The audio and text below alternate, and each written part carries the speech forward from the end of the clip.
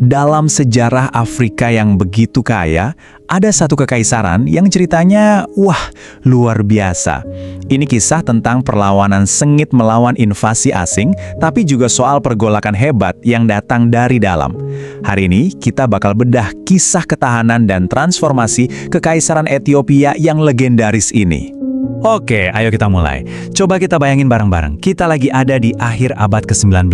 Kekuatan-kekuatan Eropa itu lagi kayak badai yang menyapu seluruh Afrika. Nyaris nggak ada yang bisa nahan. Tapi, di tengah-tengah badai kolonialisme ini, ada satu kekuatan kuno yang menolak tunduk.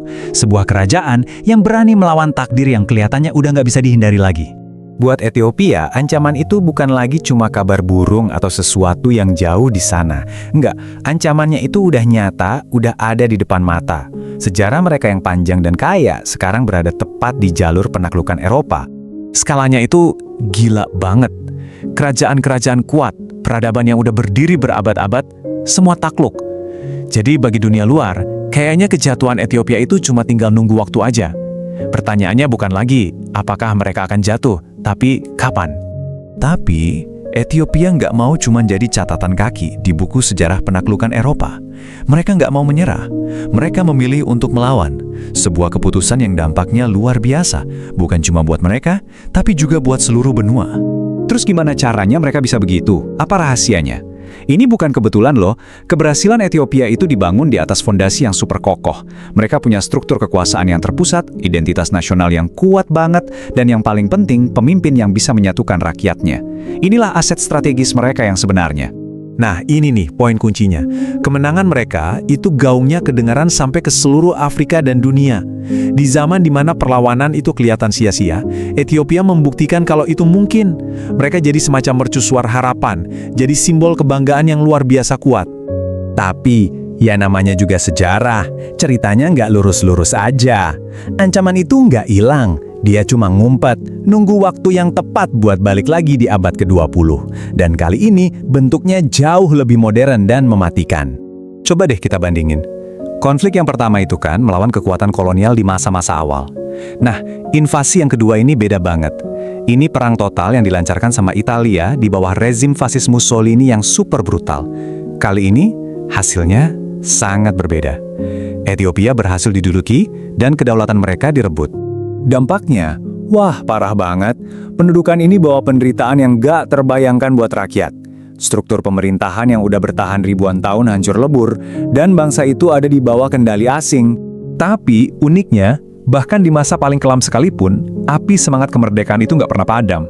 Perjuangan jalan terus, baik lewat perlawanan gerilya di dalam negeri, maupun lewat jalur diplomasi di panggung dunia. Akhirnya, pas arus Perang Dunia Kedua berbalik, Ethiopia berhasil merebut kembali kemerdekaannya yang sangat berharga. Nah, disinilah ceritanya berbelok tajam.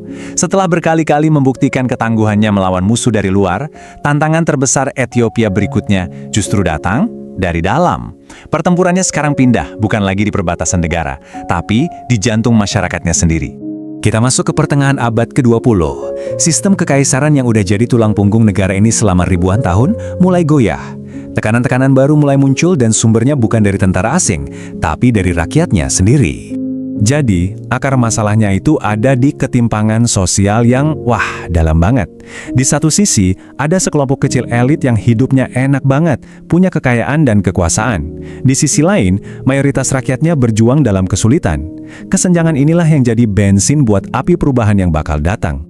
Jadi, bayangin aja, ini kayak resep untuk sebuah perubahan besar. Ada ketidakpuasan yang meluas karena ketimpangan. Terus, muncul generasi baru yang terdidik dan punya harapan lebih. Mereka lihat dunia di luar sana berubah, dan mereka menuntut hal yang sama, modernisasi dan reformasi politik di negara mereka sendiri.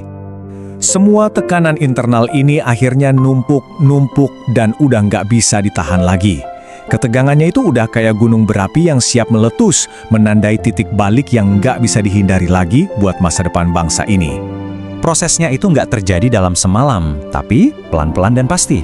Awalnya dari ketidakpuasan yang menyebar di kalangan rakyat. Terus ini memicu pertanyaan-pertanyaan besar tentang legitimasi sistem kekuasaan yang udah lama ada.